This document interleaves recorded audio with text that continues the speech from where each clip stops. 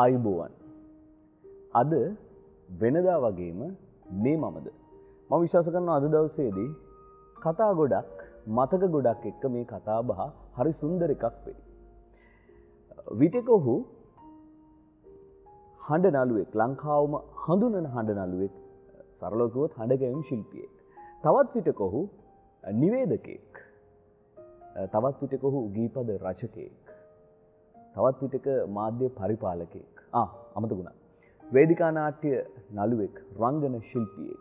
මේ වගේ විවිධ පැතිකඩයන්ට ඔහු ඔහුගේ ප්‍රතිභාවයන් ලාංකීය රසික සහෘදයාට ඔබට ඉදිරිපත් කරලා තියෙනවා. ඉතාමත් ගෞරවයෙන් ආදරයෙන් පිළිගන්නවා ලාල් සරත් කුමාරයන්. අයිබෝවන්. අයිබෝවන් චරිත්. අයිබෝවන්. මම යනවා 1986 LTT කලබල ඇති වෙච්ච කෙන LTTගේ බලපෑම ඇති වෙච්ච මුල් වකවානුවේ සිදුවීමකට. දයද අල්විස් මහත්මිය තමයි ශ්‍රී ලංකා ගුවන්විදුලි සංස්ථාවේ මැදිරියේ ඉන්නේ. කාන්තා ඉල්ලීම් දෙන්නට ඉදිරිපත් කරන්න තියෙන්නේ ඇය ඒ වෙනකොට මහා කලබගෑනියක්, බෝම්බයක් තියෙනවා කියලා විශේෂ කාර්යබාලකය ඇවිල්ලා යහුසුලුව මේ වැඩේට යෙදෙනවා. ඒ වෙලාවේ ශබ්ද පරිපාලකයා විදිහට ඉන්නේ මගේ මේ හා පැත්තේ ඉන්න චරිතය. ඇහුවා කෙනෙක් ඇවිල්ලා පට්පට් උඹ යන්නේ නැද්ද කියලා. මොකද උනේ?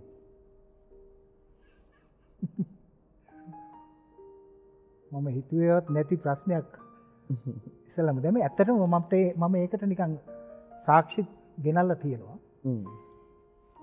එදා ඇත්තටම මුළු ගුවන්විදුලියේ ඉන්න නිවේදක නිවේදිකාවන් අනිත් කාර්ය මණ්ඩලයේ සියලුම දෙනා උතන බෞද්ධාලෝක මාවතට යවලා.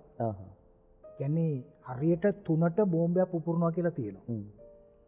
ඔබ කිව්වා වගේ මම එදා ශබ්ද පරිපාලකවරයා. ඒ විතරක් නෙවෙයි, ඒ දවසේ අපිට ලබා දෙන තවත් අතිරේක වගකීමක් තියෙනවා. ඒ තමයි මේ විකාශන සියලු දේවල් බාරව ඉන්න නිලධාරීවරයා හැටියට. ඒ කියන්නේ මගේ වගකීම තමයි සිංහල, දෙමළ, ඉංග්‍රීසි, තෙලිඟු, ගුජරාටි, මරාටි, තෙලිඟු, ඔය හින්දි, ඔය සියලුම විකාශයන් තිබිච්ච තැනක් මේ මහා ගෙදර අපි. ඔය හැම විකාශයක්ම කොහොමද යන්නේ? ඒතෙන්ට අවශ්‍ය කරන ශබ්ද පරිපාලකවරු මොනවද අවශ්‍යතා? මේ සියල්ල පිළිබඳව හොයලා බලන්න ඕනේ. හරියට විකාශය යන්න ඕනේ. ඉතින් ඒක මේ කොහොම ඒ කාලේ මේ තරුණ ජීවිතයක් ගත කරන්නේ.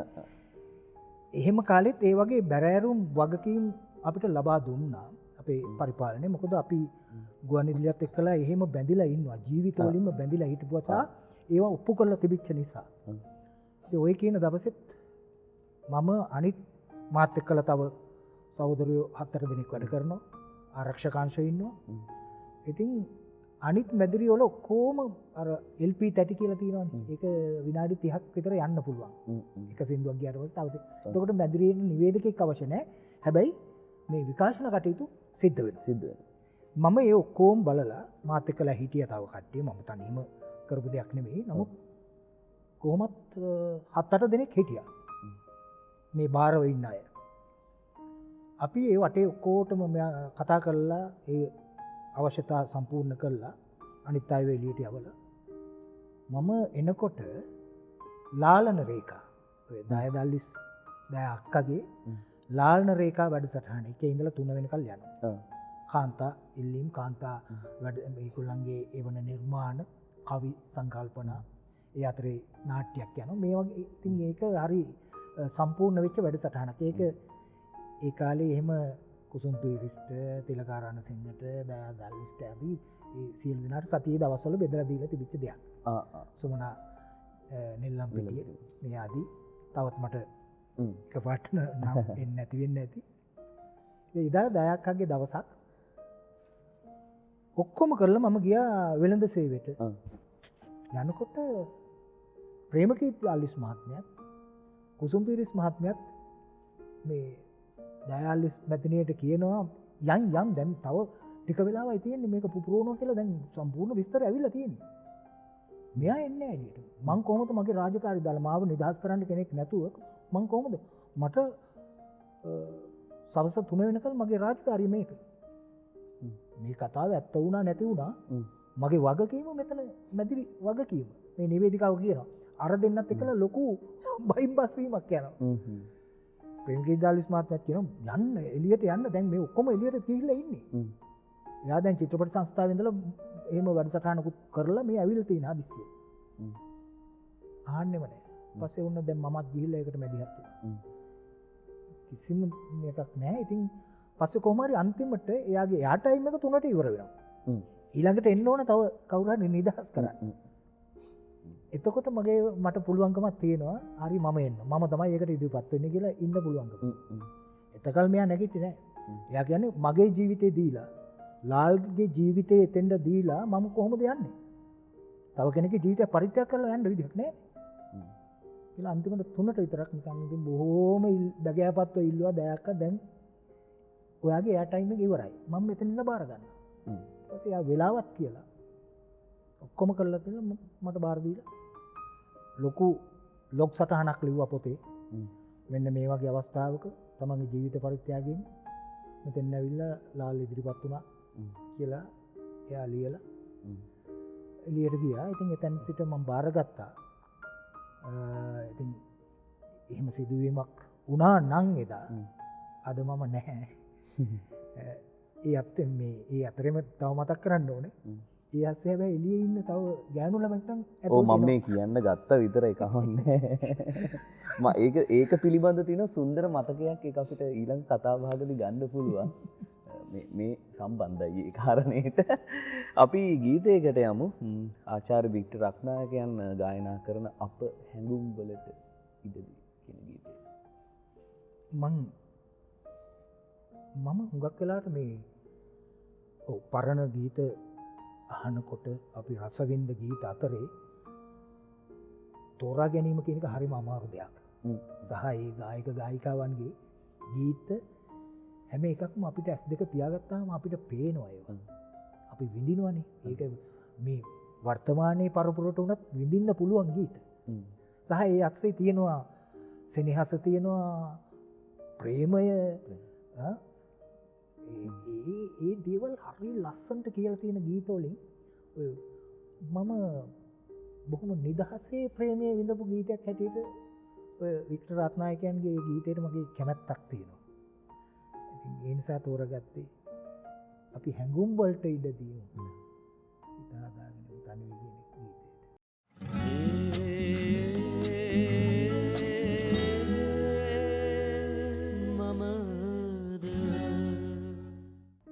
අපි අර කලින් කතාබහේදී කිව්ව ඉතා වැදගත් කාරණයක්.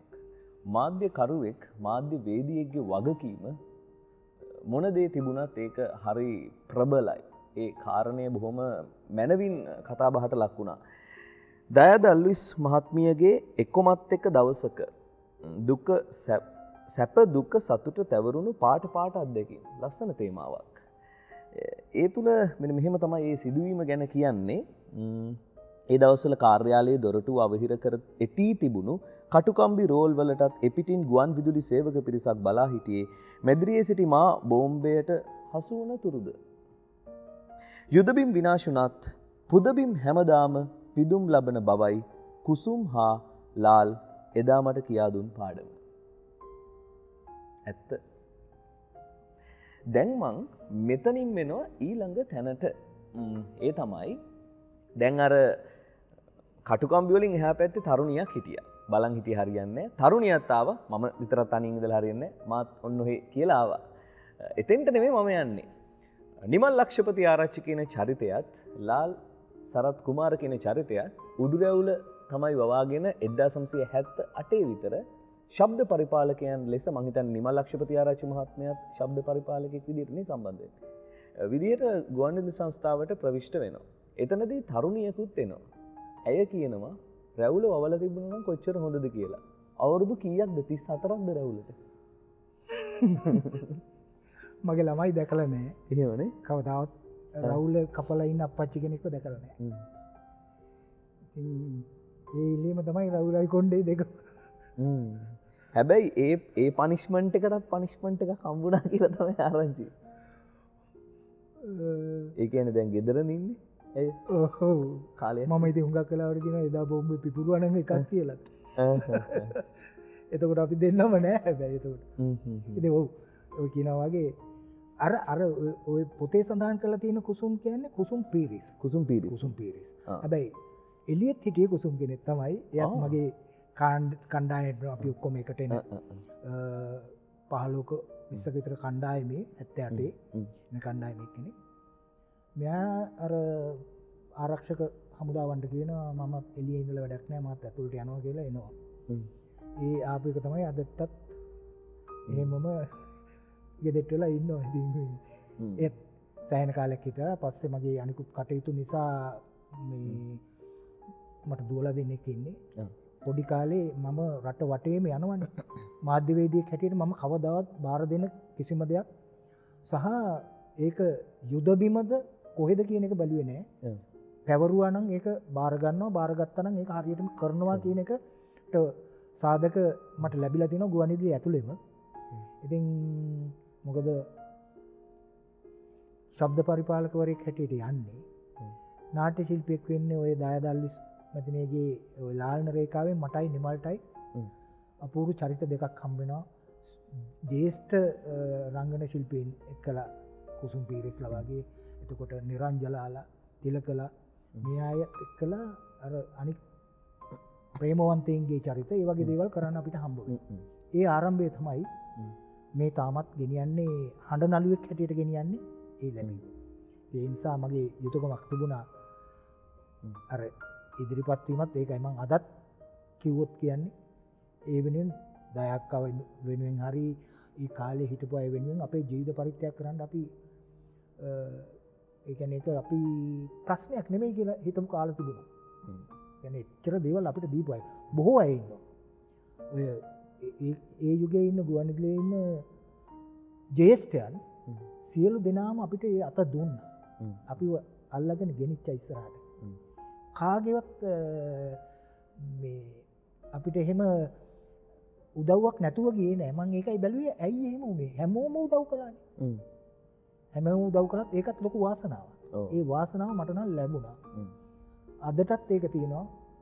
හැම නාලිකාවකම වුණත් ලාල් අයියේ කියලා ඒ උදව්ව තියෙනවා. සහ මට මුළු කොහේවත් මම දැක්නේ මට වෛර කරන මිනිස්සෙක් මට හම්බෙලා නෑ. මට තරහ මිනිස්සෙක් මම හොයන කොහොමද හම්බ වෙන්නේ. ඒ අර ලබාගත්ත ඒවත් එක්කලා වෙන්න ඇති සහ දෙමව්පියන්ගේ ලැබිච්ච දේවල් වෙන්න ඇති. ඒක තමයි ගමන වෙන්නේ. දැන් ලාල් අයියා කියලා අපි කතා කරන්නේ තාම ජේෂ්ඨයෙක් ඔබ. ඒ කතා කරන්නේ ඇත්තටම අර හදවතේ තියෙන මහා සෙනෙහස තෙතමනයත් එක්ක තමයි මේ විදිහට අපි එහෙම කතා කරන්නේ. ඊළඟට දැන් අර මේ තේවිස් ගුරුගේ මහත්තයා වෙලාවක ඔබගේ ප්‍රාණසම මිත්‍රයාට එන්න කියනවනේ. ඒ සිද්ධියත් පොඩ්ඩක් මතක් කරන්න. තේවිස් ගුරුගේ මහත්තයා කියන්නේ පුදුම චරිතයක්. ඒක අපි ආපුම කාලේ අපිට දන්නේ මෙයාගේ තියෙන තනතුරේ එච්චරටවත් දන්නේ මේ උසස් පෙළ කරලා මං හිතන්නේ මම නම් එතකොට ප්‍රතිඵල ඇවිල්ලත් නැහැ. ඒ අතරේ තමයි මොකද මට ඊට ඉස්සෙල්ලා මගේ පවුල සම්බන්ධයක් තියෙනවා. පුංචි අම්මා කවි ලියනවා. එතකොට එහෙම මගේ බාප්පත් වැඩ කරනවා ගුවන්විදුලියේ ශබ්ද පරිපාලකවරයෙක් හැටියට. ඒ අතරේ මට හඳමාමට එහෙම එන්න හම්බ වෙනවනේ. ඒ හන්ද මම ඇවිල්ලා ගිහිල්ලා එහෙම වැඩසටහන් වලට එනවා යනවා. මුම් පුංචි කාලේ එනවා හඳමාමට. එහෙම ආවම මට මෙහෙම කියනවා මේ වගේ පරීක්ෂණයක් තියෙනවා කියලා එන්න කියලා ඔහොම තමයි යන්නේ වැඩි. නමුත් තේවිස් ගුරුගේ ගැනවත් එහෙම ඒ ඉහළ සරත් විමල වීරයන් ගැනවත් හඩ්සන් සමරසිංහ මහත්මයා ගැනවත් අපිට දැනන්නේ නැහැ. මෙයා තින්න අපේ පැත්තක මේ පාලකයෝ හැටියට. ඉතින් එච්චර හේව නෑ ප්‍රින්සිපල්ලා කියලා හිතාගෙන ඉන්නවා. ඉතින් අපි එතකොට තොර වැඩේම කරනවනේ නේද? දැන් කල්පනා කරනවා මමයිනේ මොකද කපාට කියනවා. මේ අධ්‍යක්ෂ ජනරාල්තුමා අන්න කැඳවලා තියෙනවා කියලා දෙන්න. දැන් නෙමලුත් කියනවා කොහොත් දන්නේ අපි මොනවා කළා මොන වරදක් කළාට දන්නේ ඉවර තමයි. ඉතින් දැන් හරි එනම් වැඩි යංගෝ කියලා ගියාම ඉතින් එයාගේ ලේකම්තුමිය කියලා කියනවා අන්න අර දෙන්න ඇවිල්ලා ඉන්නවා කියලා.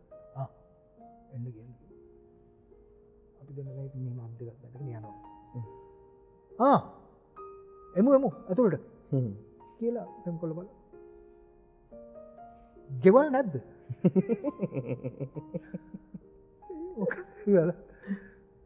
බලපම ඕටියක තියෙනවා උපරිමයට කියලා අතිකාල ඒ කාලේ 60යි දෙන්න බෑ ඒක දෙගුණයකටත් වැඩි ගිහිල්ලා හැබැයි ඒක අනුමත කරලා තෙවනවා එතකොට දන්නවා අපි දිවාරෑ නොබලා මෙතන වැඩ කියන එක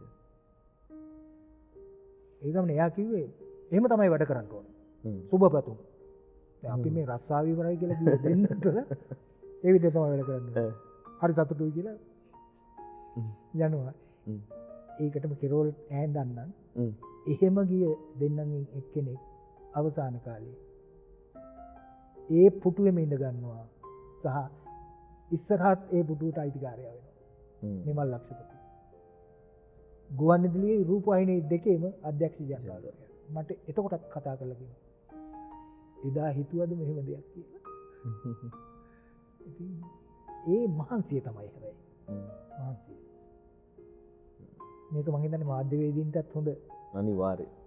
ඊටාම විශිෂ්ට පාඩම. අපි යමු ගීතයකට.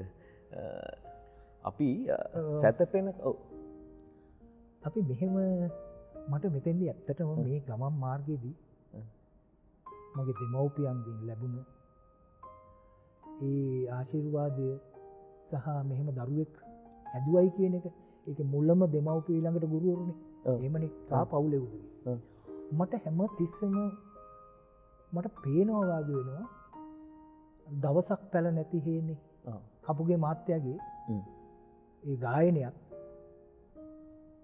මට මතක් වෙන්නේ මගේ අම්මව ඒ ගීතය අහන්න පුළුවන් නම් කිසි ගැටලුවක් නැහැ ඔබතුමාට කැමති විදිහකට අපි අහමු ඒ ගීතය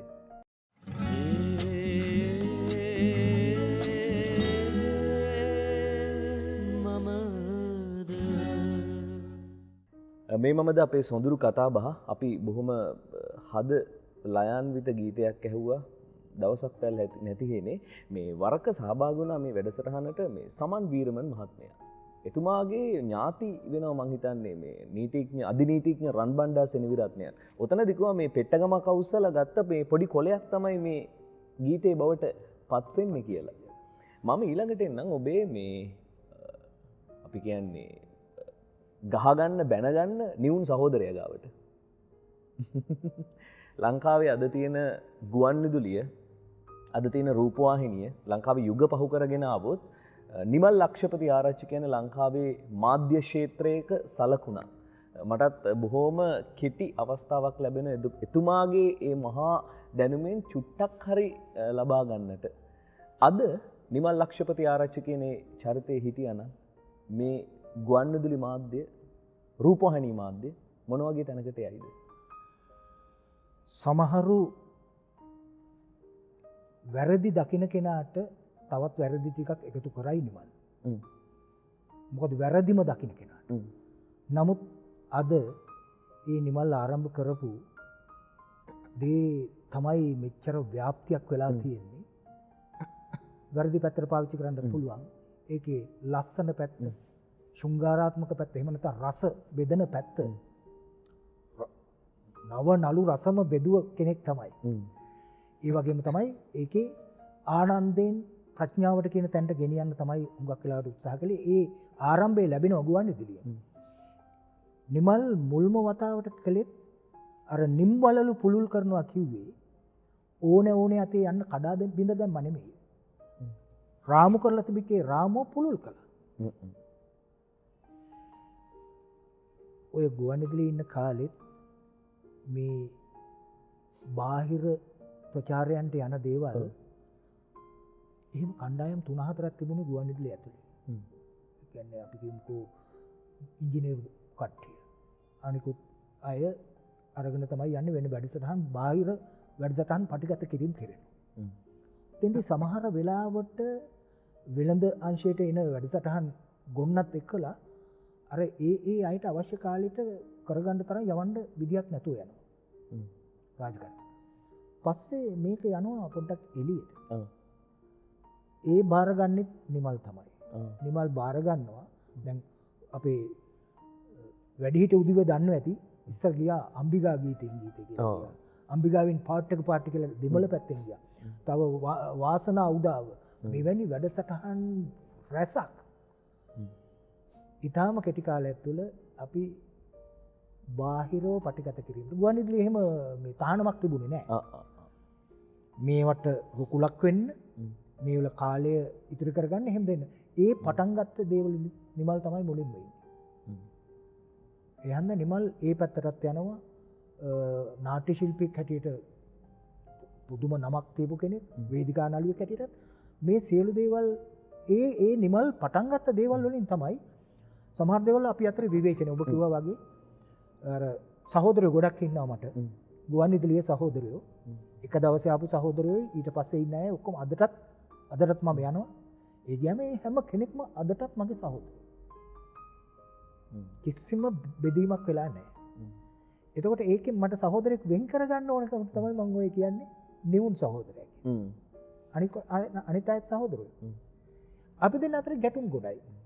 මම ඔතෙන්ට පොඩි කෑල්ලක් එකතු කරන්නද අර කන්දම් මුදුනේ නවත්තගෙන වාහනේ කොහෙන් හොයාගත්තද කියලා මම දන්න ඔබ සෑහෙන දේවල් හොයාගෙන තියෙනවා. අපි දෙන්න ඇත්තට මේ හම්බුණා. මේ සාකච්ඡාවක් කරනවා නෙමෙයිනේ. අපි දෙන්න පෙර සූදානමක් තිබුණේ මට ඒකයි පුදුමේ. මේව කොහෙන්ද හොයාගත්තේ කියන එක මේ ලොකු කාලයක් ගත කරලා තියෙනවා මට පේන්නේ. ඒත් ඔය ඒ කාලේ ආව විරුදු බණ විරුදු කැසට් එකක්. MB ගුණදාස කියන කවියා තමයි එතුමා තාමත් ඒ වැඩසටහන් කරගෙන යනවා. එයා තමයි මේ විරුදු බණ කියන එක පටන් ගන්නෙ. ඒ මහා පරිමාණයෙන් මුළු රටම දන්න බණ විරුදු වලින් හරි හොඳ ආදර්ශවත් කතාවක් මිනිස්සුන්ට දෙනවා. ඒක මුළු රටේම හැම තැනම බැලුවොත් ඒක තිබ්බා. ඒක පටිගත කළේ මමයි නිමල් ලක්ෂපති ආරච්චි කපිල පලිහේනයි. කපිලයි මමයි තාම ඉතින් ජීවිතේ ගැට ගහගෙන යනවා. ඒ වලට මූලිකත්වය ගත්තේ නිමල්. ඉතින් ඔය යන අතරවල වලදී අපි අතරේ යම් යම් දේවල් වල මත ගැටුම් ඇති වෙනවා ගහගෙන තියෙනවා. කන්ද මුදුනේදී ඒ වාහනේ පළවෙනි වාහනේත් ගත්තේ අපි ඔක්කොම එකට සල්ලි දාලා අපි දෙන්නම සල්ලි දාලා ගත්තේ. නිකන් සෙලවෙන් බෑග් එකේ මං කරේ අරන් ගියේ සල්ලි බෑන් එක. ගිහිල්ලා ගත්තා. ඉතින් මට ඕනෙලාට මං ඒක අරන් යනවා එයාට ඕනෙලාට එයා අරන් යනවා. ඕක තමයි කන්ද මුදුනේ නවත්තලා දැන් මොනවද කියන්නේ ඒ වචන කියාගන්න බෑ. හරි කියලා මමත් ඉන්නවා බලාගෙන. එයත් බලන්න. හරි යා. එතන ඉවරයි. ආයෙ අපේ ගමන යනවා. එහෙම දේවල් සෑහෙන වෙලා තියෙනවා ඔය අවසාන කාලෙදී. මට සති ගානකට ඉස්සෙල්ලා හම්බ වෙනවා නිමල්. ඒ වෙනකොටත් අපි දෙන්න අතරේ පොඩි මත ගැටුමක් ඇති වෙලා තිබුණේ.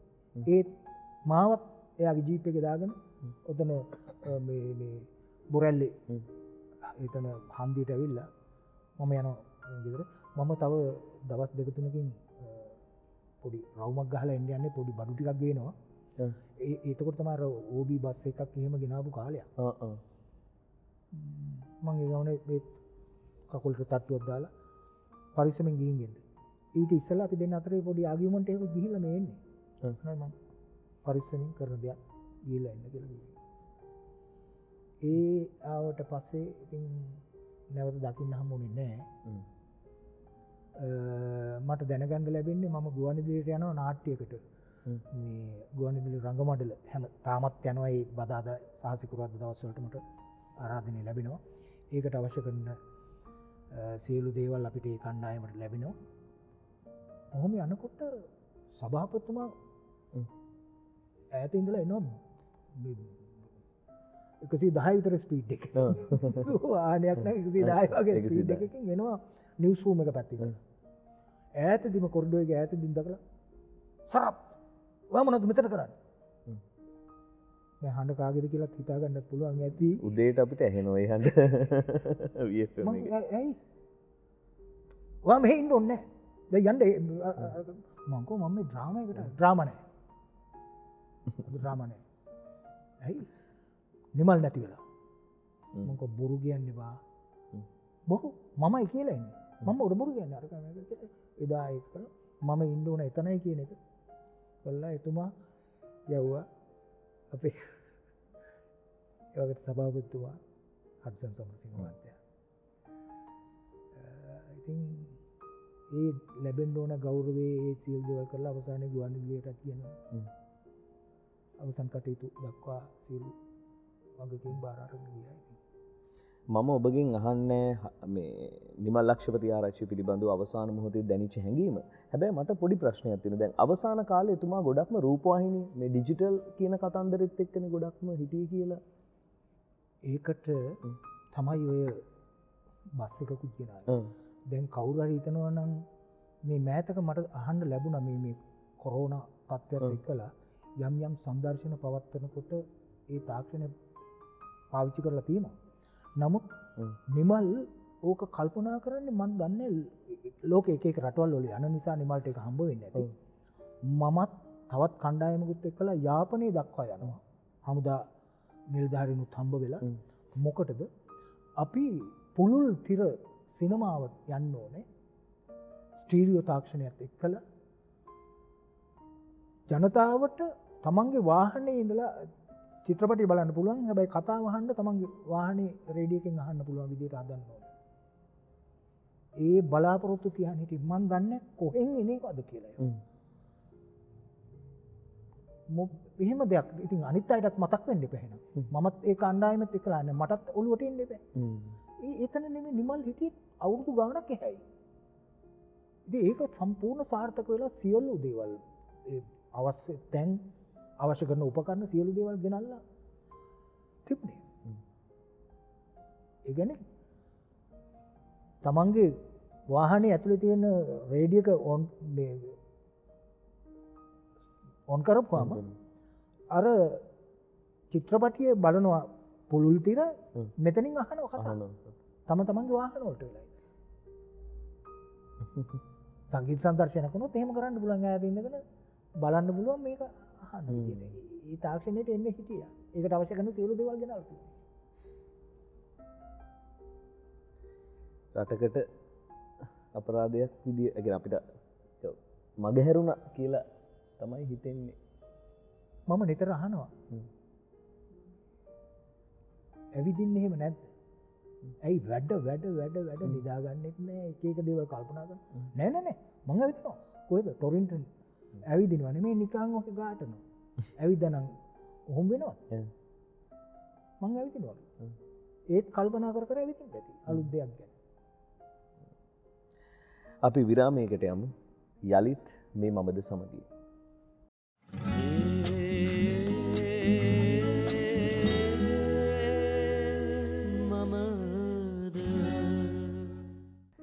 මේ මමද කතාබහ මංකිව ආරම්භයේදීම කතා සරිත් සාගරයක් කියලා. අද එහෙමයි මේ කතාබහ. මම ඊළඟට එන්නම්. මීගස්වැව සභාපතිට තාත්තා කියනවා කවදා හරි දවසක මම ලෙඩ වෙච්ච අවස්ථාවක හරි බෙහෙත් වලට හරි මත්පැන් මොනා හරි දාන්න සිද්ධ වුණොත් පොඩ්ඩක් හරි අනේ කරුණා කරලා දාන්න එපා මට මැරෙන්න දෙන්න. මම එච්චර ඔබතුමාට කියන්නේ ඒ සොඳුරු තාත්තා ගැන මතක් කර.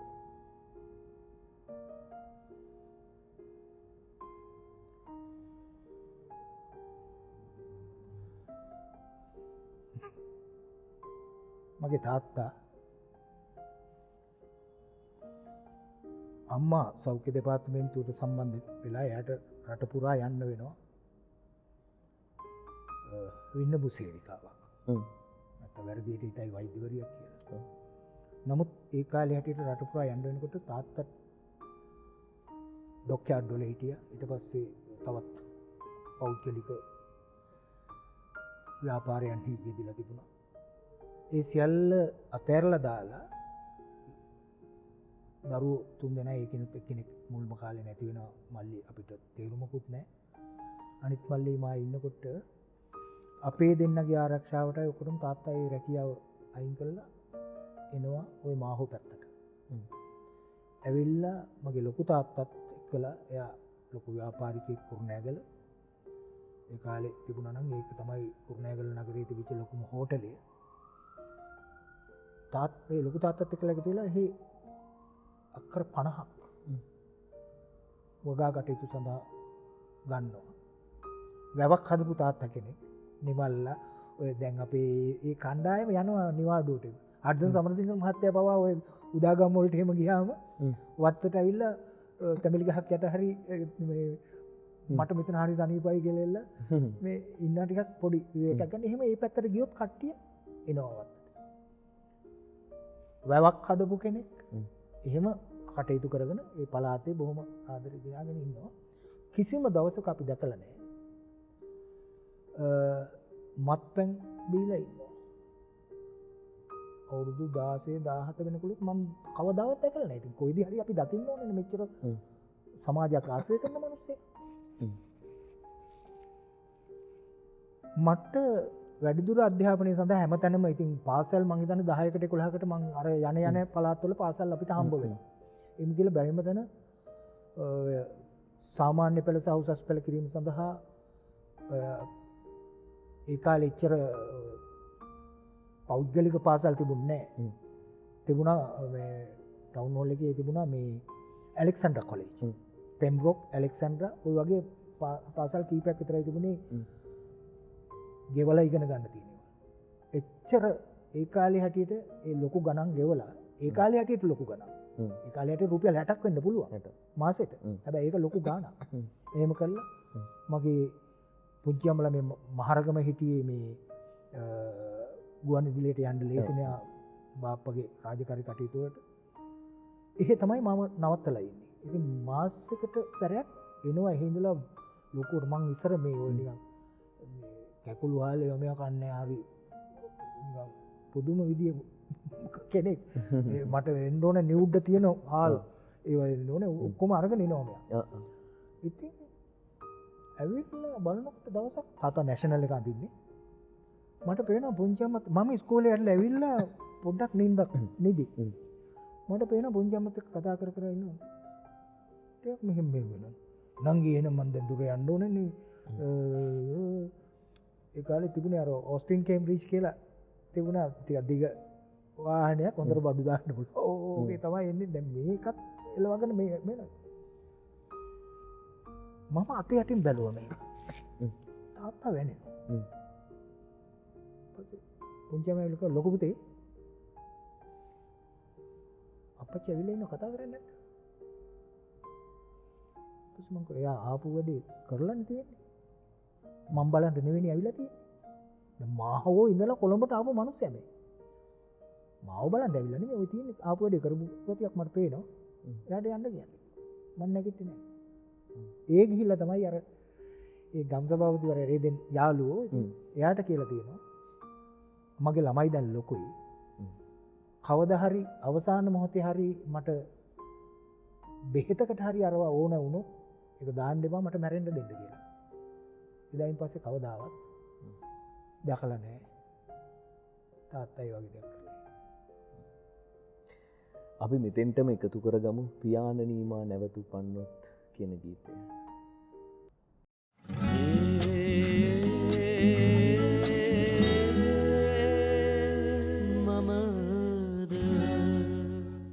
අද අපේ මේ මමද කතාබහ සමගින් අපට මුණගැහෙන සම්මුඛ වන චරිතය ලංකාවේ ඔබ හඬින් හඳුනන රුවින් හඳුනන ලාල් සරත් කුමාරයන්.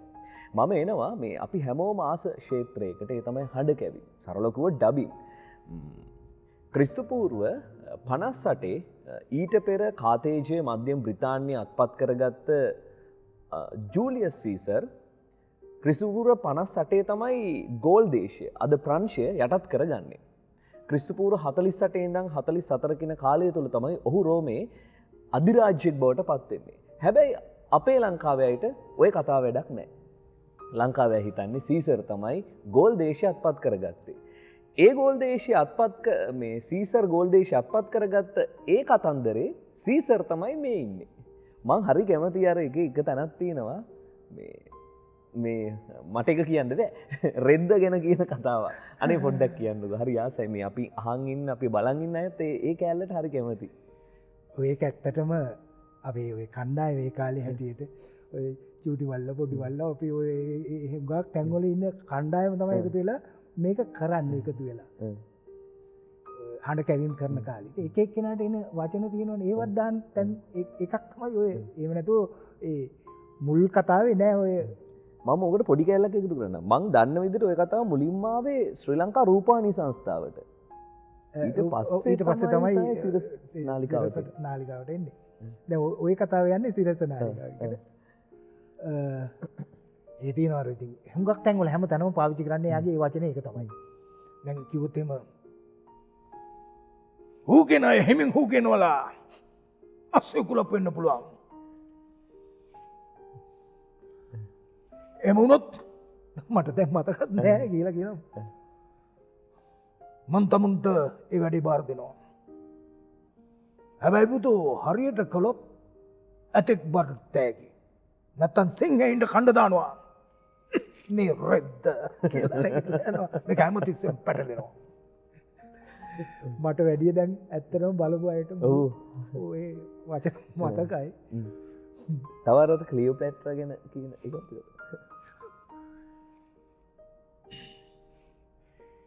ක්ලියෝපැට්‍ර හොඳයි හැබැයි නාහෙ ටිකක් දිගයි ඒකෙත් පොඩි ගතියක් තියෙනවා අර මේ ඉගෙන දැන් ඔය ඒ හඬ කැවීමේදී ගොඩක් වෙලාවට දැන් සාමාන්‍යයෙන් පිටපතක් තියෙනවනේ වැඩේට පිටපතක් තිබ්බද ඕකට නම් මතක නෑ පිටපතක් තිබ්බයි කියලා පිටපතක් තිබුණයි කියලා එහෙම යන්නත් බෑ ඒ හැඩරුව බලන්න ඕන දැන්ටත් අපි කරද්දී උනත් පිටපතක් තියෙනකොට හොඳ ඒවා තියෙනවා කරන්න ඒ කියන්නේ දැන් පසු කාලීනව ආපු එකක් තමයි එහෙම වෙනම චරිතයක් හැටියට ආව එකක් තමයි ආචාර්ය චාණක්‍ය කියන චරිතය එනවා අධිරාජ ධර්මාශෝක ඒකෙදි පිටපත හරි වැදගත් වෙනවා මොකද ඒ කතාව හරියටම යන්න ඕනනේ කතාව වෙනස් කරන්න බෑ විකට මොකක් හරි නම් අපේ රටේ තියෙන දේකුත් දාලා යන්න පුළුවන් අරක හරියටම දෙන්න ඕනේ ළමයින්ට අනිවාර්යයෙන් පිටපත වැදගත් වෙන අවස්ථාවක් තියෙනවා පිටපතට හරියන්න අපිට තියෙනවනේ හඬ කැවීමේදී තියෙනවා දෙතොල් සමකිරීමක් තියෙනවා දෙතොල් සම හඬ කැවීම කියලා දැන් ටයි මහත්තයයි අපේ අතුල් රන්සිල්ලාල් මහත්මයයි ඕවලට එහෙම නම් හදලා ඒ කරපු දේවල් තමයි ජාතික රූපවාහිනියෙන් ඇවිල්ලා කට ඇරියොත් වචන උබනවා ඕකනේ කියන්නේ දොරේ ගහලා තියෙන්නේ ඒවයි ඉතින් අර දෙතොල් සම අනිත් එක තමයි මතරූ හඬ කැවීම අනිත් එක තමයි පිළිවිතර හඬ කැවීම හඬ කැවීම වර්ග තුනකට ඒගොල්ල යොමු කරලා තිබුණා කියන්නේ ලිප් සින්ක් කරනවා කියන එක තමයි ඔය පිටපතක් ඕනද කියලා අහනකොට අයි අපි තොල් වැහෙනවා නම් එහෙම කට ඇරලා වැඩක් නැහැනේ එතෙන්දී ප ප බ බ බ වාගේ වයින්කොට අපිට ඒ මයන්නෙන් පටන් ගන්න ඕනේ මොකක් හරි වචනේ ආ කියලා කට ඇරලා තිබුණොත් ඒකට යන්නේවා අපි හදාගෙන යනවා ඒක අධ්‍යක්ෂවරයෙක් දෙනවා ශිල්පියාගේ දායකත්වයත් මම හිතන්නේ වැදගත් වෙනවා දැන් ඔය සූරපප්පා කරද්දි වෙච්ච අමතක නොවන මතකයක් එහෙම කැමති දැනගන්න මෙහෙමයි ඔක්කොම අමතක මං හිතන්නේ දැන්ට 100 ගානකට දැන් කියන්නේ ජාතික රූපවාහිනියෙන් පටන් ගත්ත ඔෂින්ගෙන් මට හම්බ වෙන්නේ ධර්මශ්‍රී මුණසිංහ මහත්මයා නේද ඔබතුමාව යොමු කරන්නේ එතෙන්ට මං ගුවන්විදුලි නාට්‍ය ශිල්පියෙක් හැටියට දැන් එහෙම වැඩ යනවනේ වයි නිමල්ල එතකොට ධර්මශ්‍රී මුණසිංහ මහත්මයාලා පී වැලිකල මහත්මයාලා සුගතපාල සිල්ව මහත්මයාලා දයානන්ද ගුණවර්ධන මහත්මයාලා ඒ ඇතුළ කියන්නේ පුදුම තැනක්නේ ගුවන්විදුලිය කියන්නේ මේ කොරිඩෝ එකේ යනවා අමරදේව මහත්තයා අර පැත්තෙන් එච්.ආර්. ජෝතිපාල මහත්තයා යනවා එහාට මෙහාට යනවා මෙහෙන් කරුණාරත්න අබේසේකර මහත්තයා යනවා අර එහෙන් ලලිත් එස් මෛත්‍රීපාල මහත්තයා යනවා මේ යනවා ඉතින් ඒකයි ඔය අතරේ ධර්මශ්‍රී මුණසිංහ මහත්තයත් ඉතින් එනවා නාට්‍ය වලට යා නාට්‍ය පිටපත් ලියනවා ඒකමන් තමයි ගිහිල්ලා අතුල රන්සිල්ලාල් මහතාට මාව මේ හඳුන්වලා දීන කරනවා කියනවා මේ හොඳ කොල්ලෙක් ඉන්නවා හඬ කැවීම වලට ගන්න කියලා. ඒ ගත් එකේ තමයි මට ඒකම සමකාලයක වගේ හම්බ වෙනවා ඔෂින් එකේ ඔෂින්ගේ අයියට. සහ ඒ අතරේ කෙරෙනවා මේ TNL එකේ කරනවා එකක් රාමායනේ මං පටන් ගන්න විෂ්ණු දෙවියන්ගේ. පළවෙනි වැඩක් මේ. මුල්ම වැඩක් මට දෙනවා මේක විෂ්ණු දෙවියන්ට හඬ කවන්න කියලා. විෂ්ණු දෙවියන්ගේ විදියට ඉතින් හඬ කැවුවා ඒට ඕන. ඊට පස්සේ ටික දවසක් යනකොට කියනවා වඳුරු රජා බාලි. බාලිට හඬ කවන්න කියලා. ඒකත් කළා. මම තනික මම කිරිල්ලක් නෙවෙයි මේ. ශබ්ද පරිපාලකවරයා සහ අධ්‍යක්ෂවරයා පිටපත් රචකයා සියලු දෙනාගේ දේවල් තමයි මම මේ එළියට දාන්නේ. ඒකත් හරි. දැන් මේකෙනුත් සතුටු වෙලා මේක දිගට යන කතාවක්. මං හිතන්නේ ගොඩනේ බලපු. ඊට පස්සේ මට එනවා මේ රාවණ රජුරුවන්ගේ පුතා ඉන්ද්‍රජිත්ත් හඬ කවන්නේ එකම නාට්‍යයේ. ඒ චරිත තුන ලැබීම මට ඒ කියන්නේ කතා කියන්නේ ඉදිරිපත් කරන හඬ තුන් ආකාරයකට ඉදිරිපත් කිරීමක් වුණා. අතිශය සාර්ථකයි කියලා මමත් විශ්වාස කරනවා. ඒක එහෙමම වුණා. මේ ප්‍රායෝගිකව ලැබිච්ච අධ්‍යයනයේ මම හිතනවා හරි වැදගත් වුණා කියලා ඉදිරියට යන්න. මම දැන් මෙහෙම ඇහුවද ඔබ මම අසා දැනගත් විදිහට අද වෙනකොට හඬකෙම කියන ක්ෂේත්‍රය තුල සෑහෙන චරිත ප්‍රමාණයක් කරලා තිනවා. එදා පටන් ගත්ත මුල් හඬකැවීම් පරිචයයි අද වෙනකොට හඬකැවීම් ක්ෂේත්‍රයේ තියෙන තැනයි ගැන ඔබතුමාගේ අදහස මොකක්ද? මෙහෙම දෙයක් තියෙනවා. තරගකාරීත්වයත් එක්කලා නාලිකා රසක් එනකොට සහ රස විඳින අය වෙනස් දැන්. ඕකට හොඳම උදාහරණය මම දැන්ටත් මම පාඨමාලා මම හිතන්නේ කොළඹ තියෙන හැම එකකටම වගේ මට ආරාධනා ලැබෙනවා. ළමයින්ට ගුවන්විදුලි නාට්‍ය රංගනයේ එතකොට දෙබස් කැවීම සහ ඔය වාර්තා විචිත්‍රාංග වලට පසුබිම් හඬ ලබා දෙන එක පිළිබඳව ළමයින්ටත් උගන්වන්න කියන එක. ඒ නිසා මම දකින දේ තමයි අර තරගකාරීත්වය උඩ සමහර ඒවා බොහොම සරල නාට්‍ය එනවා. හැබැයි ඒක එක්කලා මම හිතන්නේ අපට ලැබුණ අවස්ථාවත් එක්කලා බැලුවොත් එහෙම මේ රටේ ඉන්න දරුවන්ට මේක පුළුල් නොවී තිබුණා නම් මේ අවස්ථාව ලැබෙන්නේ නැහැ. දැන් නාලිකා සෑහෙන ප්‍රමාණයක් තියෙනවා. ඒ හැම එකකම වගේ කාටුන් නැත්තම් අනිකුත් චිත්‍රපට මේ වෙනත් භාෂාවලින් නිර්මාණය වෙච්ච ටෙලිනාට්‍ය මේ ආදී ඇවිල්ලා තියෙනවානේ. ඉතින් දරුවන්ට අවස්ථාවක් ලැබිලා තියෙනවා සෑහෙන පිරිසකට. සහ මේ තාක්ෂණයත් එක්කලා බලනකොට ඉස්සර අපෙන් එක වචනයක් වැරදුනොත් එහෙම දැන් අර ජේෂ්ඨයන් උලපනේ ගුණසේකර මහත්මයා, කරුණාරත්න අමරසිංහ මහත්මයා, කුසුම් පීරිස් මහත්මිය මේ ආදී තව නොකී පිරිසක් හඬකවන අතරේ ආධුනික අපිත් ඉන්නවා ඒ කෙරෝලක. මම හැමතිස්සෙම කියන්නේ ටයිම් මහත්තයා යාගත් ඉන්නවා, අතුල මහත්තයාත් යාගත් ඉන්නවා. මෙහි ඔක්කොම හරියට කරගෙන එනවා. මේ ඇවිල්ලා අන්තිමට මට තියෙන hina වෙන්න විතරක් නම් මම hina නොවුනොත් ආයතන මුලට යන්න ඕන. අර බීට එක හින්දානේ. දැන් තාක්ෂණයත් එක්කලා ඒක හරි පහසු වෙලා තියෙනවා. ඉතින් දියුණුවක් තියෙනවා. අපි විරාමයකට යමු. අයිත් මේ මමද කතාබහ සමගින් ලාල් සරත් කුමාරයන් එක්ක.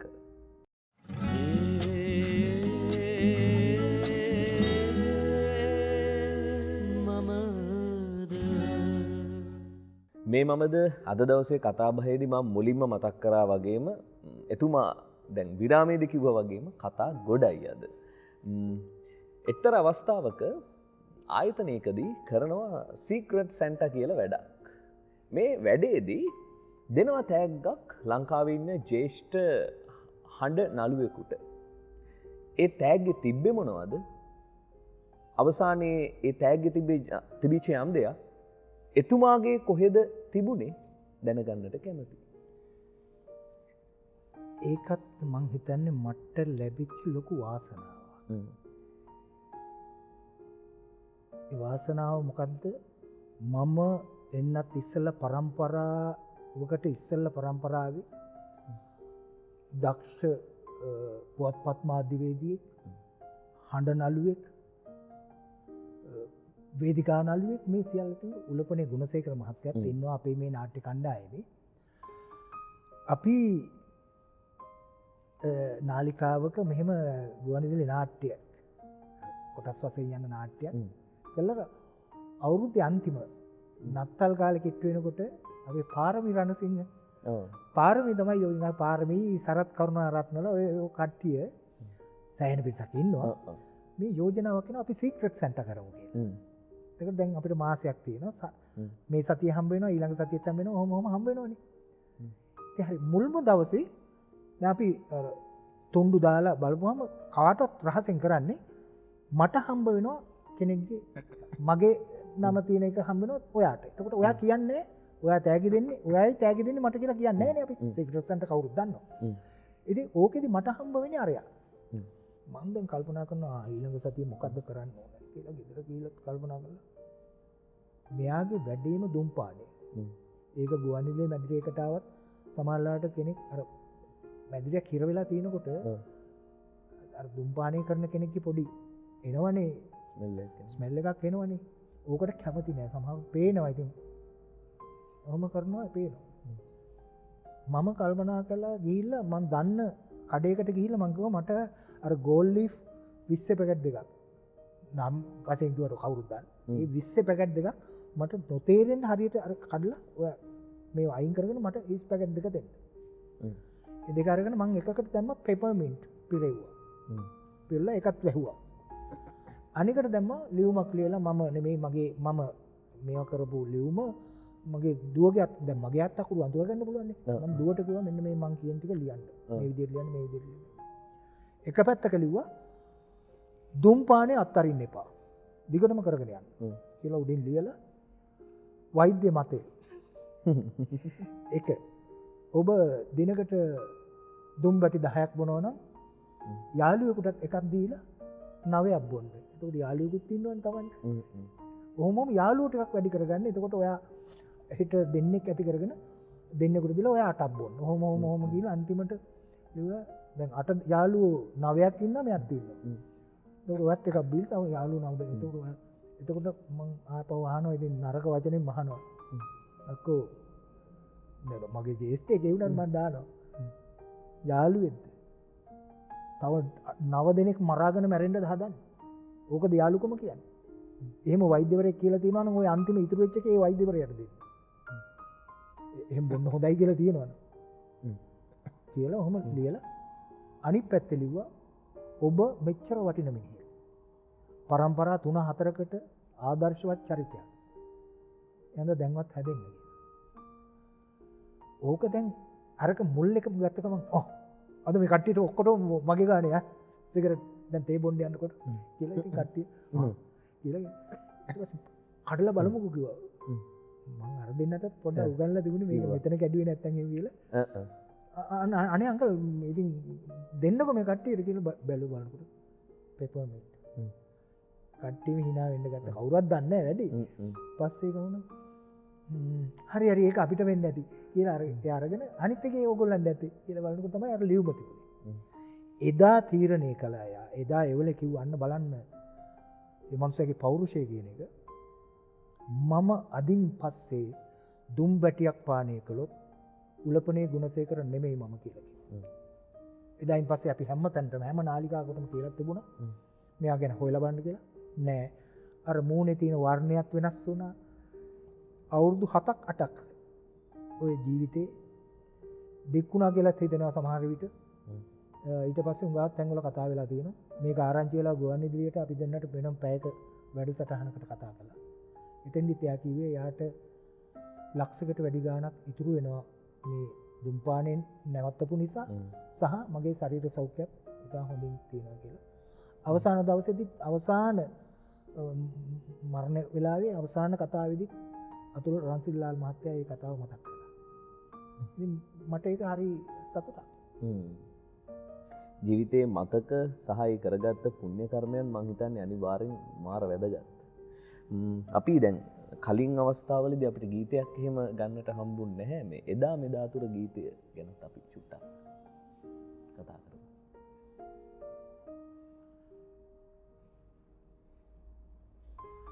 ඒ ගීතය කොහොමත් එතුමාගේ ගීත මුළු රටක් රස විඳිනවා.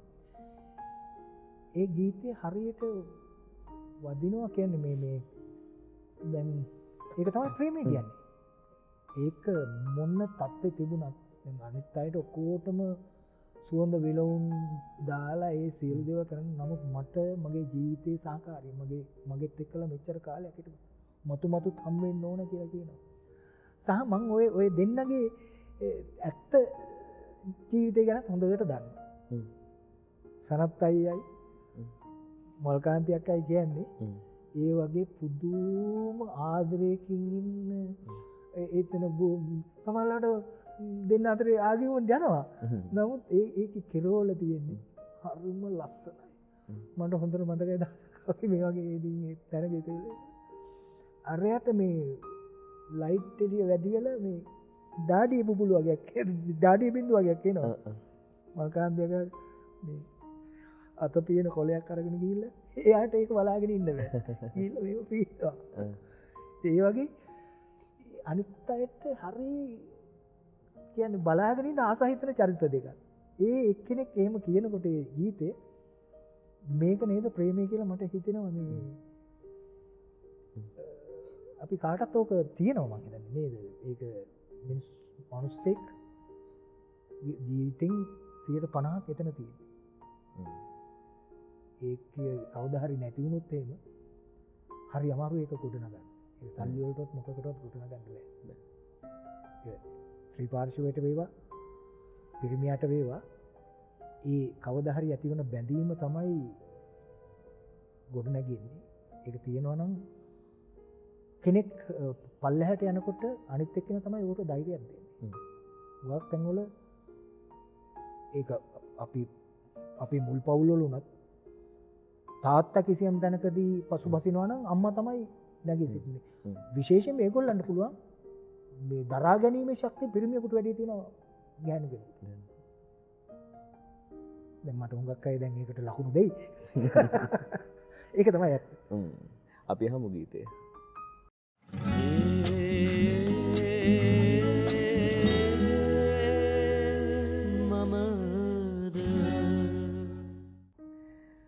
අද දවසේ මේ කතා සරිත් සාගරය මේ මමද කියන නම වෙනුවට මං ඒ නම දැම්ම නම් අද හරි ලස්සනයි, හරි සුන්දරයි. සුගතපාලද සිල්වා ආදරණීය නාට්‍යකරුවා ඔබේ ජීවිතයට යම් ආලෝකයක් එකතු කරපු කෙනෙක්. දුන්න දුනුගමුවේ නාට්‍යයේදී පුංචි දරුවෙක් කෑ ගහනවා හොඳ වැඩේ මුලට දානවා අදාළ නම මම ඒක කියන්නේ වුණොත් රහ අඩු වෙනවා. මේ මොකක්ද ඇත්තට උනේ? ඔය නිමල් වගේම මගේ ධර්මශ්‍රී මුනිසිංහ මහත්මයාලා ඔය ඒ ජේෂ්ඨයින් කණ්ඩායමම මගේ ජීවිතේ වෙනස් කරපු කණ්ඩායම. මම ඒක නමක් දෙකක් කියන්නේ නැත්තේ ගුවන්විදුලියේ ඒ ජේෂ්ඨයින් හැම කෙනෙක්ම පුදුම විදිහේ ආදරයක් මග පෙන්වීමක් අපට දුන්නා. ඒක තාක්ෂණික අංශය වේවා. ඔය අතර එක්කෙනෙක් තමයි සුගතපාල සිල්වා මහත්මයා. මේ මෙතනක් තියෙන මම එයාගේ පොතක් තමයි මේ මරාසාද්. ඊටත් ඉස්සෙල්ලා තමයි දුන්න දුනුගමේ දෙවන නිර්මාණය කෙරෙන්නේ. මට ඒකේ හම්බ වෙනවා චරිතයක්. මට ඒ චරිතය මම හැමතිස්සෙම කියන්නේ මම ඒක මගේ චරිතය ගැන නෙමෙයි මම වැඩිපුර කතා කරන්නේ. මට ඉස්සෙල්ලා ඒක රංගනයෙන් දායක වෙච්ච කෙනා ඒ යෝධයා ගැන මං කියන හොඟක් කළා. ධර්මසිරි බණ්ඩාරනායක මහත්මයා කරනවා චරිතේ. වීරසේන කියන චරිතය.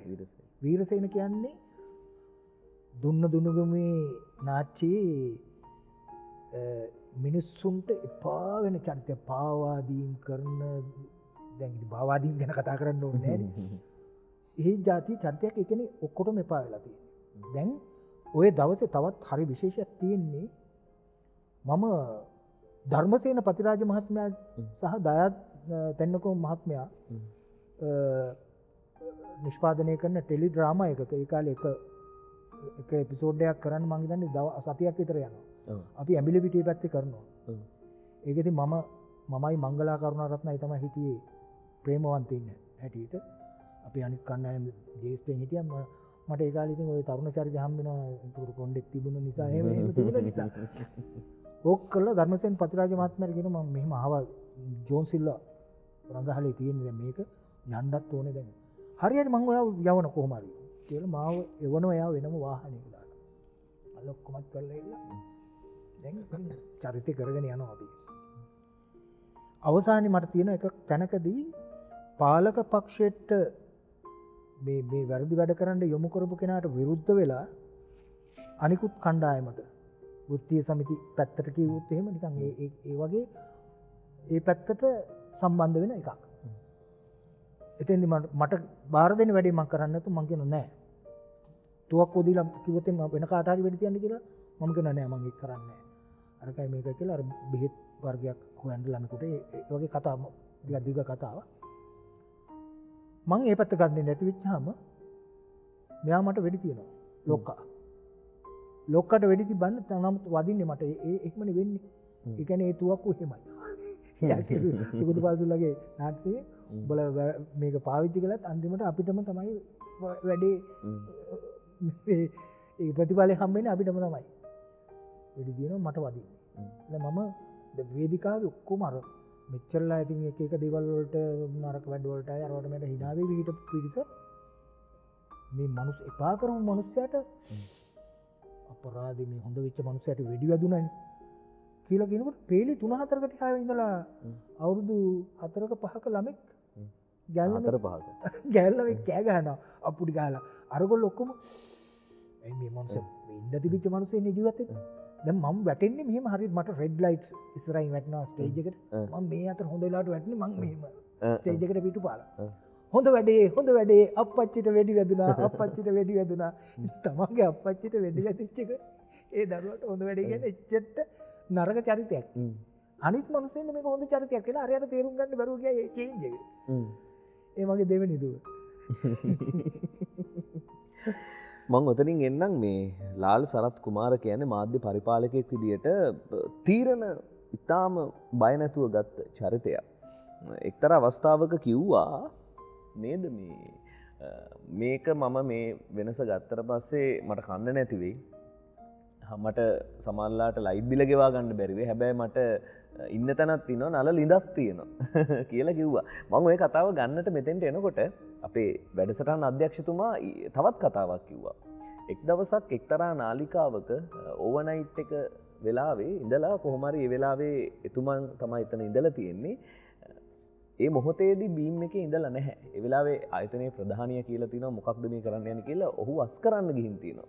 ඒ වෙලාවේදී මේ චරිතය අද අපේ කතානායකයා ඉදිරිපත් වෙලා අස් කරොත් මමත් අස් වෙනවා.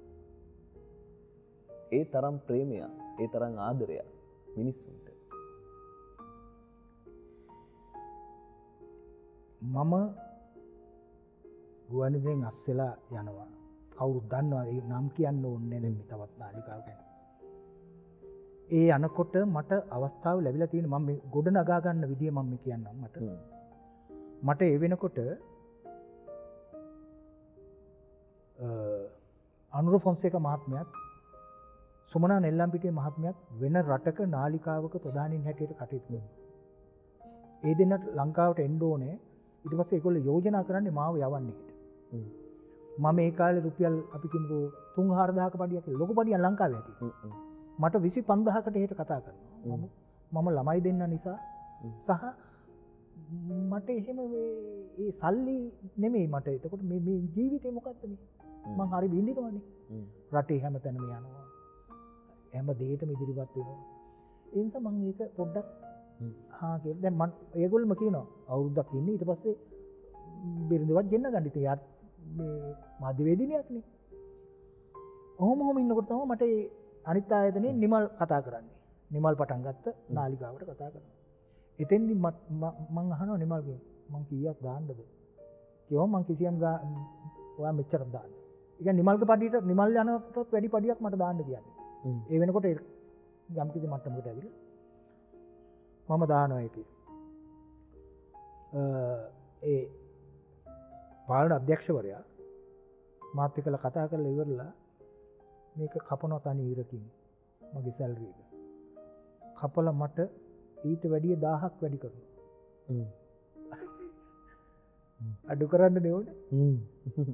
1000ක් වැඩි කරනවා. එහෙම කළා තමයි මේ වැඩේ යන්නේ. ගිහිල්ලා ඔක්කොම ඉවර වෙලා ඉතින් මට කතා කරනවා මේ ඊළඟ නාලිකාව පටන් ගන්න. මට වැඩිය සීනියර් මේ ගුවන්විදුලියේ හිමිකරුවා. එයා කියනවා ඒක පටන් ගන්න කියලා. පස්සේ මම අරහෙන් අයින් වෙන්න හදනකොට සභාපතිතුමා මට කැඳවලා අහනවා ඇයිලා අල්ල එහෙම කරන්නේ? ඔයා අයින් වෙන්නේ ඇයි? ඔයා ගැන කිසිම දවසක කම්ප්ලේන් එකක් ඇවිල්ලා නැහැ මට. ආවත් මම ගණන් ගන්නෙත් නැහැ. හිමිකරුවා කියන්නේ සිරස මාධ්‍ය ජාලයේ හිමිකරුවා කියන්නේ. ආවත් මම ගණන් ගන්නෑ. ඔයා ගැන කම්ප්ලේන්ස් දෙන්නෙත් නැහැ. ආවත් මම ගණන් ගන්නෑ. සභාපති කෙනෙක් කියනවා කියන්නේ. කියලා මං කිව්වා නෑ සර් මම මෙහෙට ආවෙත් අභියෝගයක් බාර ගන්න. මම ඒකට හරි ආසයි. ඒක හරියන්න පුළුවන් වරදින්න පුළුවන්. දැන් මට තව අලුත් අභියෝගයක් හම්බෙලා තියෙනවා. මෙහෙම එකක් පටන් ගන්න මට ඒක පොඩ්ඩක් කැමැත්තක් තියෙනවා. කියපුවම ඒ සැලරි එක අහනවා. බොහොම අර වගේ දෙකක් තමයි තිබුණේ. පස්සේ මෙයා මාව සනසන්න ඕනට කියන ඕ මටත් වැඩි ලොකු පඩියක් නේ. මේ මාව සනසන්න මට ඉතින් එතෙන් දෙනම් මට හරි හඳුළු ආවා. කියලා කිව්වා අනිත් දෙවෙනියත් එක්කන් ගිහලා විනාඩි 2කින් විතර ආපහු ඇවිල්ලා මට කියනවා මම ඔයාට ටැග් එකක් දෙනවා. ඒක ඔයා පාවිච්චි කරන්න බෑ. ඔයාට ෂුවර් දෙය තැන. මං කියන්නේ නෑ සර්. කියලා තමයි ඊට පස්සේ මම ඔයාට ටැග් එකක් දෙනවා කියලා මට 1 මිලියන් ටැග් එකක් දෙනවා. මට දෙන්න ඕන දේවල් සියලු දේවල් දීලා මට අවශ්‍ය කියන්නේ මට පඩියෙන් කපා ගන්න ඒවා ඇවිල්ලා තියෙනවනේ මට ඒක වෙනම හම්බෙනවනේ. ඒක ඇරෙන්න මෙයා වෙන කෙනෙක් නම් පයින් ගහලා එලවන්න බෑ මෙතන ඉන්න බැරි නම් යන්න කියලා. මට මිලියනයක ටැග් එකක් දෙනවා. ඒ වෙනකොටත් මම 2010 අවුරුද්දේ මට ඒ නාලිකාවේ හොඳම විධායක නිලධාරී ඇචීවර් හැටියට මට ගෝල්ඩ් මෙඩල් එකක් හම්බ වෙලා. ඉතින් මම අර අභියෝගයට කැමති නිසා ඇවිල්ලා තමයි ඒක පටන් ගන්නෙ. එතෙන්දි මම එනකොට කියන්නේ මම දන්නවා මට කුලී ගේක හිටියනම් මට ගේ යන්න වෙනවා. එහෙනම් මම දැනට මගේ ගේක ඉන්නවා. මගේ ලයිට් කපලයයි මට කණ්ඩ නැති වෙයි. මගේ වතුර කපයි. නළලින්දක් තියෙනවා. නළලින්දේ වතුර කපන්න බෑ කාටවත්. එහෙනම් මට වතුර බොන්න පුළුවන්. කණ්ඩ නැති වුණොත් මම ඕගොල්ලන්ට කියන්න ඒක අපි කට්ටියට මට කෑම එකක් එවන්න කියලා. එහෙනම් යාවි. ඒ ඇවිල්ලා තන ඔබට කිව්වා කියන තැන මම හැමතිස්සෙම ඉතින් මට ඒ බෝඩ් එකේදී මුල්ම දවසේ කිව්වේ මොනවද අපිට සර් කියලා කතා කරන්න ඕනේ. මම කිව්වා නෑ මේ ටයි එක දැම්මට බෙල්ල හිර කරගන්න ඕනේ නෑ අපි. මුගක් අයගේ ටයි එකක් දාපු ගමන් බෙල්ල හිර වෙනවනේ. Taman දන්නේ නෑ Tamanගේ හිර වෙන්නේ කියලා. මං කිව්වේ මට ඒ ටයි එකක් දාන එක හරි. ඒකෙන් වෙනම පැත්තකට අඳින්න ඕනේ නෑ. මොකද මං කිව්වා මට හිටපු හැම නාලිකාවකම කතා කරන්නේ ලාල් අයියේ කියලා. මං හරි අකමැති ලාල් සර් කියන අයත් ඉන්නවා ළමයි ඉගෙන ගන්න දරුවෝ කියන එක වෙනයි. මට ලාල් අයියේ කියන්නේ. අද ලංකාවේ ඕනම මාධ්‍යවේදියෙක් මට ලාල් අයියේ කියන්නේ. ඒකට මං හරි ආසයි. ඇයි? මට පුළුවන් එතකොට මේ මල්ලිලාට හරි දරුවන්ට හරි කන මිරිකන්න පුළුවන් පැනලා පන්නන්නත් පුළුවන්. අනිත් අයට බෑ ඒක. ඉතින් ඒ නිසා සහ මං ඒගොල්ලන් වෙනුවෙන් පෙනී හිටියේ. එහෙම ඉඳලා තමයි ඇත්ත වශයෙන්ම කිව්වොත් අවසානයේ මම ඒ කිව්වා වගේම දෙවෙනි වතාවේ එහෙම අයින් වෙලා තියෙනවා. මං කිව්වා මට ඔයගොල්ලොත් එක්ක වැඩ කරන්න බෑ. මම වෙන කෙනෙකුට බ්ලේම් එක දැම්මම මම නෙමෙයි මගේ දෙවෙනියට බ්ලේම් එක දානවා. එයා මං කියන දේවල් කරන්නේ නැහැ කියලා. පස්සේ මං කිව්වා කවදාවත් එහෙම කරලා නැහැ. මට නොකිය කිසිම වැඩක් කරලා නැහැ. ඒ නිසා එහෙම දෙයක් නැහැ. එහෙම මට නොකිය එයා වැඩ කරනවා නම් මම මෙතන ඉඳලා නැහැනේ. එහෙනම් මගේ වැඩක් නැහැ මෙතන. මං අයින් වෙනවා. කියනකොට අරයත් මමත් අයින් වෙනවා. ඉතින් එහෙම වෙලා පස්සේ ඒක සභාපතිතුමාට ආරංචිලා ඒ නාලිකාව එයා දුවගෙන ඇවිල්ලා. පස්සේ අරයව කිව්වා යන්න කියලා සතියකමාරකට විතර. දෙවෙනියව අයින් කළා. මට කිව්වා කොහෙවත් යන්න බෑ. පස්සේ මං කිව්වේ නෑ ඔයගොල්ලෝ ඉන්න අපි යාළුකම් එහෙමම තියෙනවා කියලා මට ආයෙත් කැඳවීමකුත් කළා.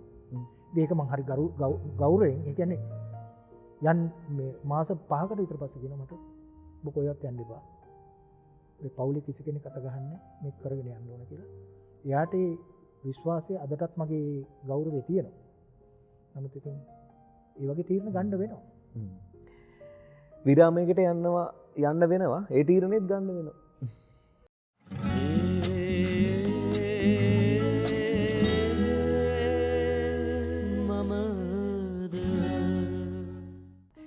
කාලයක් තියෙනවා නම් කාලය ගත වෙනවා. ඒ කාලය අපිට අල්ලන් ඉන්න බෑ. කාලේ අල්ලන් හිටියනම් මේ ලෝකේ ගොඩාක් දේවල් අපි වෙනස් කරගන්නවා සහ වෙනස් වෙනවා.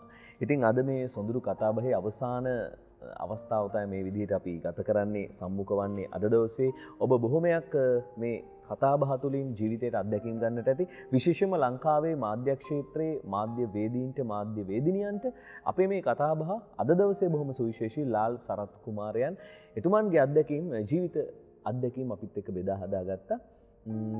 මම එන්නම් කෙරවල පිටිය ඔබතුමාගේ ගෙදරට සමනලයන්ට ආරක්ෂාව, කුරුල්ලන්ට ආරක්ෂාව, සත්තුන්ට ආරක්ෂාව දෙන ඒ හරි අපූරු නිවහන ගැනත් මම කැමතියි දැනගන්න. ඔව් සමහරලාට දැන් අපේ අනේන අය කියනවා මේ ඊළමාව ගන්න එහෙම ගියාම වටපිටාවේ පරිසරයක් තියෙනවා, ගස් තියෙනවා. හුඟක් වෙලාවට එහෙම ගෙවල් වල ගස් හදන්නේ නැහැ නේද? ගස් ඒක සිසිලසක් දෙන්නේ නැහැ. මට ඒත් හුඟක් අය කියනවා මේක මේ නම් කරන්නකෝ ලාල් අයියේ ගල්කන්ද ෆොරස්ට් කියලා. ඒ හරියට ගල්කන්ද කියලා කියන්නේ. ඒක මං විතරක් නෙවෙයි මන්ද මගෙන් බෝ වෙලාද කියලා ගෙදර අනිත් හැම කෙනාටමත් කියලා දෙනවා මේ සත්තුන්ට සහ ගහට කොළට ආදරය කරන එක. සමහර ලාවට මට නීති හමුවට පවා යන්න වෙලා තියෙනවා. සමහර අයට මේ ගස් කොළන් වලින් අඹ ගෙඩියක් තමන්ගේ වත්තට වැටෙනකොට ඒක හොඳ නෑ. මගේ වත්තට වැටෙනවා නම් මට අඹ ගෙඩියක් ඉදිච්ච නේද? පොලිසියට ගියාමත් කිව්ව හුඟක් වෙලාවට අනේ අපේ ඉඩම් වලට වැටෙන්නේ නැහැ නේ අනුන්ගේ වත්තෙන් අඹ ගෙඩියක් කියලා. එහෙම දේවලුත් ඒකත් මුණ දෙන්න වෙනවා. පරිසරයේ අද පරිසරය ගැන කතා කරනකොට ඒ වගේ කතා තියෙනවනේ. ඔය ඔක්කොම වෙන්න හේතුව තමයි අර මුල් කාලේ මට ලැබෙන අර තාත්තා හිටියයි කියපු පළාතේ මට අදටත් මම දැන්ටත් ජීවිත ගණනාවක් බේරගෙන තියෙන කෙනෙක්. මට ගඟේ මෝද්දේ වැවේ ලිඳේ පීනන්න පුළුවන්. ලිඳේ ඒක මරුවක්ද? ගහේ වැලේ එල්ලිලා එහෙම ගියේ පරිසරයේ එහෙම දේවල් කරපු කඳු නගින. දැන් මම ඊයේ පෙරදත් හෝටන් ප්ලේන්ස් වල හිටියේ. සෙරපු දෙකක් නැතුව මම කන්ද නැගියේ මේ පොඩි වැඩකට. අපේ මේගොල්ලත් එක්කලා සිවිල් මේ STF කණ්ඩායමත් එක්කලා වැඩක් කළා. සමහරලාට දකින්න හම්බ වෙයි. මම සෙරපු දෙකක් දාන්න කැමති නැහැ. සීතල කියන එක ඒ හැබැයි මට ඒ ලබාගත් දේවල් අදටත් මෙච්චර වයසට ගිහිල්ලාට මට ඒක තියෙනවා.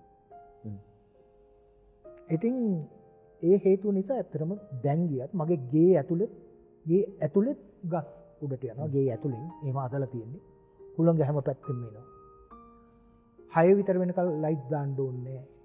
වටේ එළිය තියෙන උඩ තට්ටුවට නම් වටෙම එළිය. සමනල්ලු වෙනවා. අදටත් රැයට කුරුල්ලෝ එනවා ගේ ඇතුළට. වැස්සට ගේ ඇතුළේ ඇවිල්ලා ගේ ඇතුළේ අතුවල තමයි කුරුල්ලෝ ඉන්නේ. බට්ටිච්චු. කොණ්ඩ කුරුල්ලෝ. එතකොට යට තියෙනවා තාම අර ලයිට්ස් තියෙන තැනක්. ඒකේ උඩ කූඩු තැන් වල අපි ඒවා අයින් කරන්නේ නැහැ. තව කූඩු වැඩි වෙනවා. පැටව් අරගෙන යන්න ඉන්න කාලට අපිට බයයි. මොකද යට පූසෝ බල්ලෝ ඒ සෑහෙන පිටසක් සත්වෝද්‍යානයක් තියෙන්නේ. මාළු 10 ගාණක් ඉන්නවා විශාල ටැංකි. ඒ වලට වෙනම ඉතින් දෙන්න මට කොහෙන් හරි හම්බ වෙනවා ඒ සියලු දේවල්.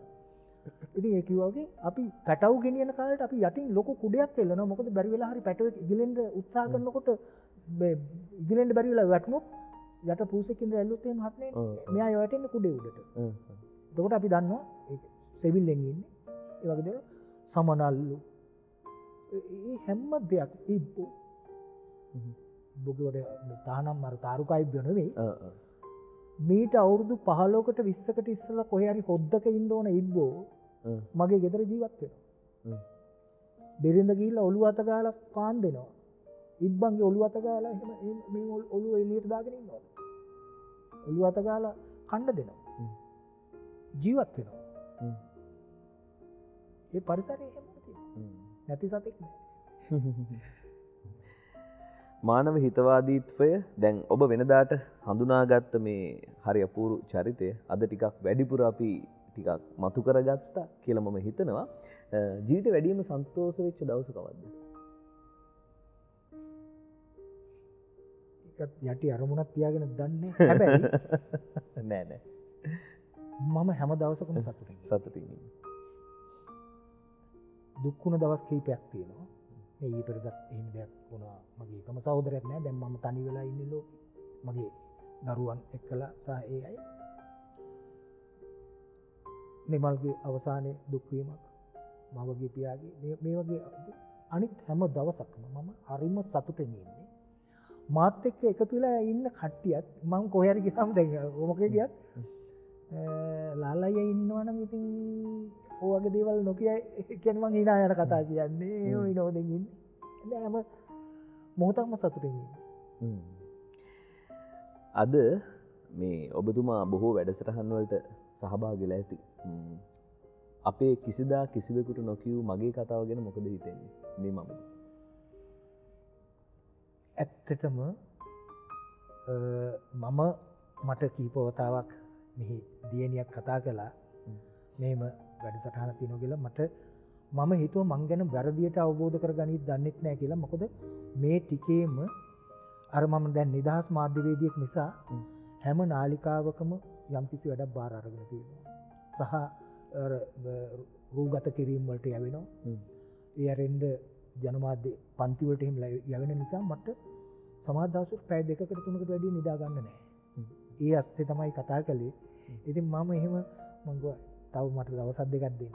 දවස් දෙක ඕක දැන් දිගෑදී යනවා. නමුත් අද මට ඒක මම කල්පනා කළා නෑ මේකට යන්න ඕනේ කියලා. ඇත්තෙන්ම අපි දෙන්න ආවා ඇවිල්ලා ඉඳගත්තා. මට මේ සම්බන්ධ දේවල් හොයාගෙන තියෙනවා. මට කතා කළේ නෑ චරිත්. නමුත් ඒවා එකතු කරලා තියෙනවා. මම ඇත්තටම අද මේ වැඩසටහනේදී මේ විභාගයකට මුහුණ දුන්නේ. මට පාඩම්වත් මොකුත් කියලා දුන්නේ නෑ. මට කිව්වේ නෑ මොනවද කියලා. නමුත් අර මගේ ජීවිතෙන් අහන නිසා යම් දේවල් වලදී මට සම්බන්ධ වෙච්ච පුද්ගලයන් පිළිබඳව කියන්න බැරි වෙන්නේ නැති.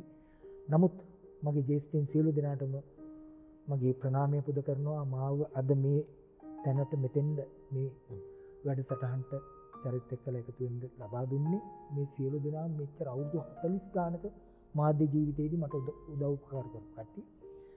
ඒ වගේම මට බොහෝම නිදහසේ මේ සාකච්ඡාව කරගෙන යන්න ඉඩ දුන්නට බොහොම ස්තුතියි.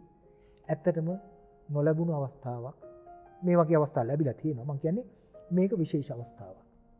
අලුත් අවස්ථාවක්. සුබ ප්‍රාර්ථනා කරන ඔබතුමන්ලට මෙවැනි උදවිය සමග තවත් වැඩසටහන් ඉදිරියට ගෙන යන්න වාසනාව ශක්තිය ලැබෙන්න කියලා සියලු දෙනාටම ස්තුති කරනවා.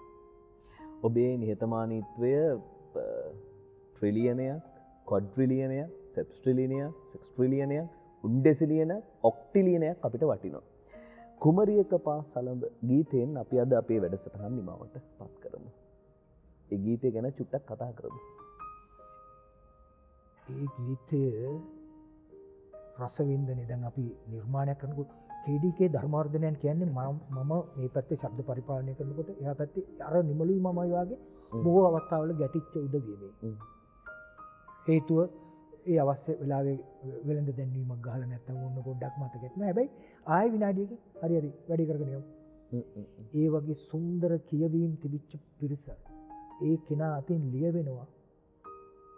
අපේ මනෝභාවයන් අපි හැම කෙනෙක් තුළම මතුවන හැඟීම් මෙයා කොහොමද මේක මේ අර භාව රස අර්ථ ධ්‍යාන මේ හතරකට ගේන්න ඕනනේ. මේ ඔක්කොටම ගේන ගීතයක්. ඒක අපි හැම කෙනෙකුටම ඇස් දෙක පියාගෙන රස විඳින්න පුළුවන්. ඒකට ඒ හා සමාන සංගීතයක් ලැබෙනවා. ඒ හා සමාන ගායනය ලැබෙනවා. විශිෂ්ටම ගීතයක් අපිට දායාද වෙච්ච. ඒ නිසා මම හරිය කැමතියි මේ ගීතේ විඳින්න. මං විතරක් නෙවෙයි. යම් කිසි හැඟීමක් දැනීමක් වින්දනයක් ලබන උදවියට අධ්‍යයනයක් ලබන උදවියට ගීත රචනය පිළිබඳ හිතන උදවියට මේ වගේ ගීතයක් මට නම් තාම හම්බෙලා නැහැ. ඒ පැත්ත ගැන ලියවුණ නොකියා කියන ගීතයක්. රස බොහෝයි. SLBC එකේ සහෘදයන් සමුගන්න දවසට යන චරිතයක් තමයි ලාල් සරත් කුමාරයා. ඒ හැම අවස්ථාවකදීම කියන්නේ මම SLBC එකෙන් ශ්‍රී ලංකා ගුවන්විදුලි සංස්ථාවෙන් විශ්‍රාම ගත්තේ නැහැ. මම කවදා හරි විශ්‍රාම යනවා නම් යන්නේ මගේ හඬ මැකුණු දාට ඒකට ලස්සන පෙට්ටියට වගේ උණුහුම කතන්දරයකුත් කියනවා. ඉතින් අපි ප්‍රාර්ථනා කරනවා ඔබ මේ රටේ අනාගත පරපුරට මානව ප්‍රාග්ධනයට හරි හයියක්. ඒ හයිය තව චිරාත් කාලයක් ලැබෙන්නට ඕනේ. එය නිශ්චිතයි, අනිවාර්යයි, එහෙමයි. ඉතින් අද එහෙමනම් සහභාගී වුණාට ඔබතුමාට අනේක වාරයක් ස්තුතියි. අපේ මේ මමද වැඩසටහනට අපි ආයිත් හම්බෙමු දවසක මේ සුන්දර කතා බහකටම. ගිහින් එන්නම්. ඔබටත් ජය වේවා. සෞඛ්‍ය ආරක්ෂිත හෙට දවසක් වේවා. මම චරිත් ජයලත්.